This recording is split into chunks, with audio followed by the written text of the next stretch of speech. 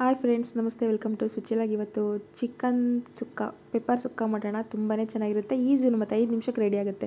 ತಿಳಿ ಸಾಂಬಾರಿಗೆ, ಬೇಳೆ ಸಾಂಬಾರಿಗೆ ನೆಂಚ್ಕೊಳ್ಳೋದಕ್ಕೆ ತುಂಬ ಚೆನ್ನಾಗಿರುತ್ತೆ. ಬನ್ನಿ ಸ್ಟಾರ್ಟ್ ಮಾಡೋಣ. ಇವಾಗ ಚಿಕನ್ ಚೆನ್ನಾಗಿ ತೊಳೆದಿಟ್ಕೊಂಡು ಅರಿಶಿನ ಮತ್ತು ಉಪ್ಪು ಹಾಕ್ಕೊಂಡು ಬೇಯಿಸ್ಕೊತೀನಿ. ಇದು ಬೇಯಿಸ್ಕೊಂಡ್ರೆ 5 ನಿಮಿಷ. ಇವಾಗ ಸ್ಟಾರ್ಟ್ ಮಾಡೋಣ.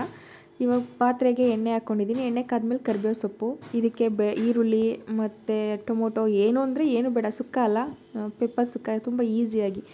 ಕರಿಬೇವು ಸೊಪ್ಪು ಹಾಕ್ಕೊಂಡಿದ್ದೀನಿ. ಕರಿಬೇವು ಸೊಪ್ಪು ಫ್ರೈ ಆದಮೇಲೆ ಬೇಯಿಸ್ಕೊಂಡಿರೋ ಚಿಕನ್ ಹಾಕ್ಕೊಂಡಿದ್ದೀನಿ. ಚಿಕನ್ ಆಲ್ರೆಡಿ ಬೆಂದಿರುತ್ತೆ, 2 ನಿಮಿಷಕ್ಕೆ ರೆಡಿ ಆಗುತ್ತೆ. ಇವಾಗ ಸ್ವಲ್ಪ ಶುಂಠಿ ಬೆಳ್ಳುಳ್ಳಿ ಪೇಸ್ಟ್ ಹಾಕ್ಕೊಂಡಿದ್ದೀನಿ. ಶುಂಠಿ ಬೆಳ್ಳುಳ್ಳಿ ಪೇಸ್ಟ್ ಹಸಿ ವಾಸನೆ ಹೋಗೋ ತನಕ ಚೆನ್ನಾಗಿ ಮಿಕ್ಸ್ ಮಾಡ್ಕೊಳ್ಳೋಣ.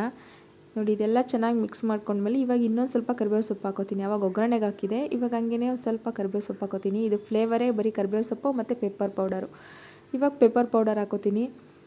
ಪೆಪ್ಪರ್ ಪೌಡರ್ ಹಾಕ್ಕೊಂಡು ಚೆನ್ನಾಗಿ ಮಿಕ್ಸ್ ಮಾಡ್ಕೊಳ್ಳೋಣ. ನೋಡಿ, ಈ ಥರ 2 ನಿಮಿಷ ಫ್ರೆಂಡ್ಸ್, ತುಂಬಾ ಈಸಿಯಾಗಿ ಚೆನ್ನಾಗಿರುತ್ತೆ. ಇದೆಲ್ಲ ನೀಟಾಗಿ ಫ್ರೈ ಆದಮೇಲೆ ಪೆಪ್ಪರ್ ಪೌಡರು ಮತ್ತು ಶುಂಠಿ ಬೆಳ್ಳುಳ್ಳಿ ಪೇಸ್ಟು, ಕೊತ್ತಂಬರಿ ಸೊಪ್ಪು ಹಾಕೊಳ್ಳೋಣ. ಇವಾಗ ರೆಡಿ ಆಯಿತು ಪೆಪ್ಪರ್ ಸುಕ್ಕ. ಎಷ್ಟು ಚೆನ್ನಾಗಿರುತ್ತೆ ಅಂದರೆ ಸೂಪರಾಗಿರುತ್ತೆ. ಇನ್ನು ಬ್ಯಾಚುಲರ್ಸ್ಗಳು ಮಾಡ್ಬೋದು, ಎಲ್ಲರೂ ಟ್ರೈ ಮಾಡ್ಬೋದು, ಯಾರಿಗೂ ಬರಲ್ಲ ಅನ್ನೋಂಗಿಲ್ಲ. ಚಿಕನ್ ಬೇಯಿಸಿಟ್ಕೊಂಡಿದ್ರೆ ಉಪ್ಪಾಗಿ ಬೇಯಿಸ್ಕೊಳ್ಳಿ ಅಷ್ಟೇ. ಒಂದ್ಸಲ ಟ್ರೈ ಮಾಡಿ ಹೇಗಿದೆ ಅಂತ ತಿಳಿಸಿ ಫ್ರೆಂಡ್ಸ್. Thank you.